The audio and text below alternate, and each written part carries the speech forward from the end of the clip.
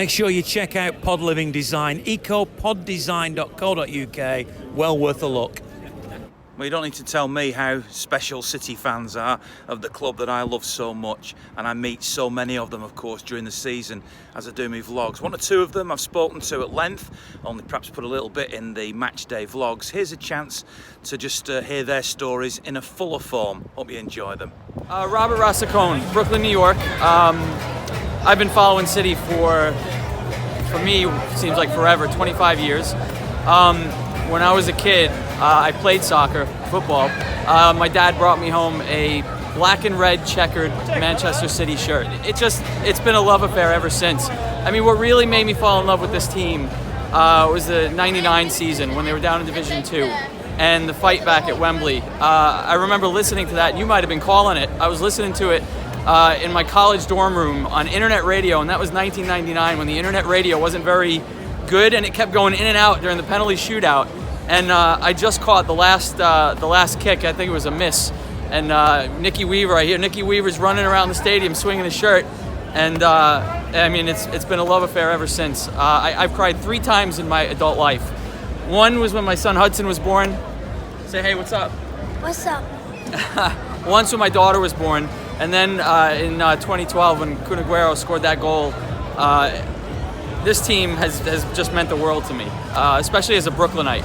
I feel this team has a lot of the same characteristics that Brooklynites do. They're tough, they're resilient, their fans are true blue, and you know. So I decided to take the chance. We flew out here, had a mate get us tickets for the match. Hopped on a plane. We're gonna go back tomorrow. I'm a school teacher, so it's gonna be a rough week next week, but it'll definitely be worth it. How much does it cost you then Today today? the tickets were face value thanks to my buddy, so that was about 200 quid. The airline tickets were $1,200 between the two of us. The hotels maybe another $400 or $500. So and then the train to London. So probably total we're looking at $2,500 on coming out here. But this is what I saved my money for. How many times have you been here? Never. Never? I have never been to the Etihad. I have never been to Manchester before. So I mean, to come with my boy and celebrate this weekend, this trophy, his first game, my first game. It just means the world to me. It means the world to me. And supposedly this is what it's like here all the time in Manchester, sunny and warm, right? I'm not going to answer that. You have a lot of passion for football, clearly. You've been following the Blues for 25 years. Does that not seem a bit strange living in New York, which I know has now got New York City, but hasn't had a history of football or soccer, as you call it? Well, no, I played my whole life. I coach now younger kids. My son is now playing as well. There's a pretty steep footballing history in New York City. We've had clubs that have been around since the 19-teens and 20s. It just hasn't taken off as a sport in America, and I think that has a lot to do with the National Federation and how they run things. But I mean, there's nothing like the Premier League. And even when it wasn't on TV like it is now, we get every game. We get more games in the States now than you guys do. But there was always coverage of it, whether it was in magazines, newspapers, weekly highlight shows. And for a long time, I didn't get a chance to see City on those highlight shows. But it was hard following from afar. But the internet has been a tremendous help.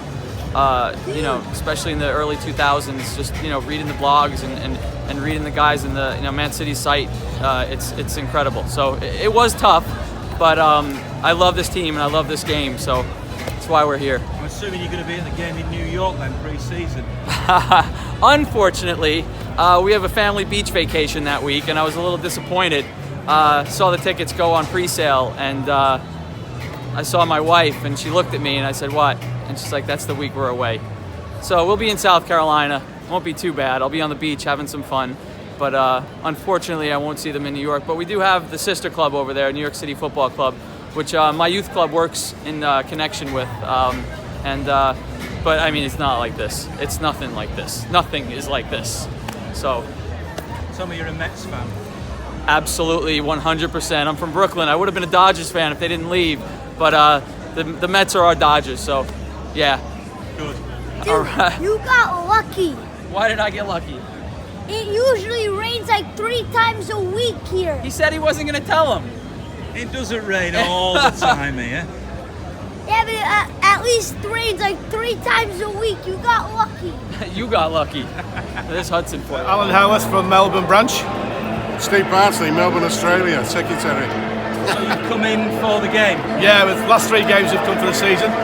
We came for the Watford game, which I met you then, Ian, and we've come in for the last 3 games. I was going to come for the Champions League, but unfortunately that went sideways, so never mind. Tell me about the support for City down under. Oh, it's fantastic. We've got about 210 members now, and we have to watch the games at 4 o'clock in the morning. So they call us the bananas in pyjamas. And you know, we're real City fans getting up at crazy hours to watch. Are you getting more Aussies interested? Yeah, definitely. Yeah, we actually have in the club 26 different nationalities. So we're not just an expat club. Anybody who supports City in Melbourne, they come and watch with us. This is a big commitment for you financially to come to a game like this, isn't it? Yeah, it certainly is. It costs us thousands of dollars, but you know what? Wouldn't miss it. Yeah, I come over twice a season to watch about 4 or 5 games a season, so it's worth every single penny. You presumably watch City in the less successful days. Yeah, when I was over here, I moved over to Australia in 2007, so I went in the dark days in Division 2, home and away, watched the real bad days. I was up there at the Colin Bell stand when Sergio scored that goal, which obviously I was in tears that day. Brilliant, yeah. So I've seen them. Regret moving to Australia? Yeah, well, my father rang me after the money came in, and I was over there, and he said, "I bet you want to come home now, don't you?" And I was devastated. I thought, I don't believe it. All those years are going, and then this happens. It's sod's law, but I still come back, so it's good. I still keep my season ticket and I rent it out, so it's not a problem. It's obviously special being a City fan anyway. Absolutely. Does the bond even closer over there? Yeah, definitely, because you know it brings us together, and that's what brings us all together. And we just love it. And we've got people of all ages, you know, from junior blues of 2 or 3 to guys of 70 years of age, even old guys like me. So, you know, we just love it. And put into words, if you can, what it means for you today. everything, seriously, to be here today. I've followed City for 50 years.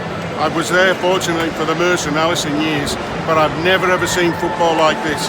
This is the best I've ever seen. It's fantastic, and it's just a privilege to be a City fan. And we had to come back and see City get that trophy. Absolutely fantastic, really. They're playing so much good football now. It's a dream. You have to pinch yourself. Still, after seeing the players that we used to have to what we've got now, it's unbelievable. Even Mancini years were good, Pellegrini years were good, but this is another level. Brilliant. Enjoy your trip, lads. Oh, thank you. Cheers. Great, Cheesy. Thanks a lot. Big Yaya fan, I'm massive. I've named my son after him Why? because he's a legend, and Yaya is also it fitted with the family because it's Arabic for John. John the Baptist is Yahya or Yaya, whichever way you want to say it. So the wife was happy with it. And you've got a room here, it's like a den, isn't it, of memorabilia. Just show me around here a bit. Well, basically, this is Yaya himself when he was born, so obviously he was named after him. And then we've just become Yaya fanatics, If you turn, wherever you go, Yaya, we've had the pleasure of meeting him a few times, and we look at some of his stories. Yaya was treated on his 5th birthday by Yaya in his box.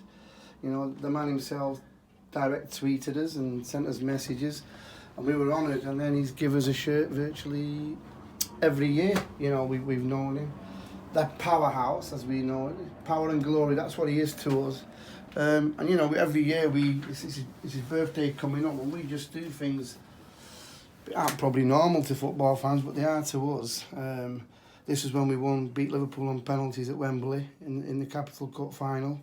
And he sees these. He's actually took last year's, the 34 when he was 34. Hang on, that one, 30 when he was 34. He's took that plate. These are some of his favourite photographs, which he's signed for us. He likes that one because of what he's achieved internationally. And that's a flag we gave him when we won the league under Mancini. But yeah, what can you say about a legend? It's gonna break my heart. He's leaving. 8 years of it's a full-time job being a Yaya fan and a City fan, because we have to not just go and watch City, we have to plan what we're going to do about Yaya today. I'm sure he was probably sick to death of hearing our voice, but you know, when we speak to him, he's mad for it, just absolutely mad for it, you know, and he's gave us 3 of these in his time, 3 of these we've had, you know, not to mention others. I mean, little Yaya will miss him, because he's part of his journey for 7 years. And I'm going to miss him as well. You know. You met him. You've come across him personally. Yeah. Is he? I mean, obviously, a lot of people talk about birthday gate and all these other things, but you know the real Yaya. Yeah. I mean, look at the frustration on my face. You know, don't get spoon-fed information that you don't know anything about. Yes, I've had the privilege of meeting him, and you know, I don't even embarrass him with that, because he's not that type of person. He's very, very, very fan and people orientated. You could put 47,000 people in a room wanting his autograph, and you know what? He'll sign every single one of them before he leaves with a smile.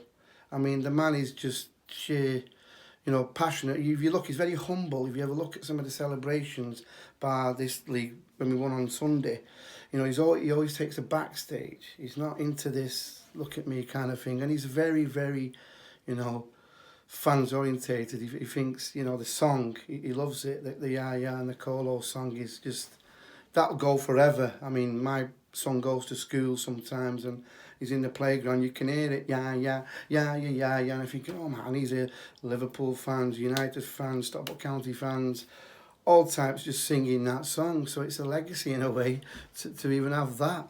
You know, I do worry in years to come what will happen to Big Yaya when my little boy's 18. I'm sure he'll be able to deal with it. You're an obsessed City fan, aren't you?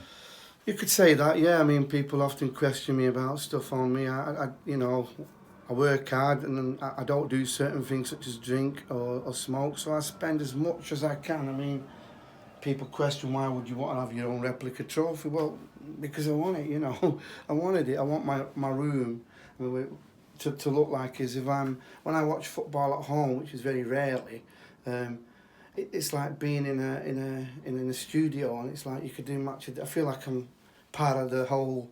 You know, I'm having my turf done. I'm having turf put in here this summer. Pre-season is like busy for me. You know, I've got to get ready for next season, and pre-season I love it. It's like a break, because watching City is a full-time job. Trust me, it's a full-time job. All these people who say, can't make Wednesday, I can't make Sunday, I can't make Saturday, well, sort it out, because you should be making it. City is a full-time job. Do you miss those days, Don? I mean, obviously, Prestwich and Whitefield branch used to be packed. There were players, even first-team players, who would come and speak to you regularly. The club's changed since then. Do you miss that? I think it's run its course really as well. Plus you get older a bit and you can't be as daft, and you can't drink all through the meetings and 2 hours after the meetings and an hour before the meetings. So things change, life progresses, but a lot of people do miss those sort of meetings because they miss the camaraderie with the supporters, and also with the players and people involved with the club. I mean, Kevin Keegan came to our meeting about 3 times, twice unannounced. Lots of people used to come. You know, Paul Akey was a regular, Peter Barnes, Tommy Booth, and it was fantastic for just the ordinary fans to meet the heroes, the next heroes. Sean Goulter came the year that he left City, and he's been back since. And we've had many managers there as well as chairmen, directors. But we've had loads of chairmen because they seem to go quite fast at one time. Same as the managers. I mean, it was great at one time because we used to always get the managers, and as they left pretty quickly, we used to get them once or twice a year, which was good. And yeah, many people do miss those sort of meetings, and they also miss the link that they caused with the club. Because once we got relegated to the old 3rd division, David Bernstein made it his mission to bring that link back, and he got Chris Bird well involved to get the supporters branches involved and to get players to the supporters meetings, because we was in dire straits in them days. And it's an old cliche, but if it wasn't for the fans, there'd have been no club in those days. But City fans are City fans. Instead of stop going, became in the thousands, who had record attendances in the old 3rd division. Now, you've written this book, We Never Win at Home, We Never Win Away, Don Price. What was your motivation for doing that, Don? Was it Well, I've read loads of books, not just City books. You know, I've read other supporters' books, and although you know there's been some great books, there've been some not so good books, and there've been some great books, you know, by ex-players as well. But there was nothing, I don't think. I'm not seeing anything in the market linking all different sorts of fans. So it's not just me writing in there. There's about 12 or 14 different fans with their views, and it starts from the 50s all the way through. Dave Wallace from Kinley Kippax, he done a piece, and then we've got Sean Riley, who's only missed one game in the last 30 odd years, and that was in Russell because the City fans weren't allowed to go. So it's linking all those, and there's some fantastic experiences. We've got like 3 ladies wrote the books about their experience in the 80s and 90s going to watch City, and it's a completely different experience from what it is now. And people are putting about the fanzines, why the fanzines really took root in the 80s, you know, because there wasn't a voice for the ordinary fans in the you know in the football community. So that's why the fanzines took off. And again, there's all those sorts of stories. I mean, one lad, I mean, I've never even met him. He got in touch with me. He said he had a great story about when City in the European Cup, Winners' Cup in Vienna. So he set up with his mate hitching it. They got to Germany. It was only 3 hours later when someone pulled him up and told him he was hitching the wrong way that he realised it might not be a good idea. But then they got to Vienna and they actually climbed over into the ground and they slept in the ground for 2 nights. I mean, can you imagine that happening, you know, this sort of day and age? Plus, it was a neighbour of Glimpardo, and so they went up to the players' hotel, and they actually got a lift in the players' on the players' coach to watch them train. I mean, them sort of things. I mean, you know, they're priceless, and it never happened again. And I thought it was stuff like that that's worth putting in the book. You get plenty of stuff like that in the various fanzines, but not in a book. And not everybody has the capacity, willpower, or know-how to actually do a book, and all these people were very grateful for having their chance to put their stories in there.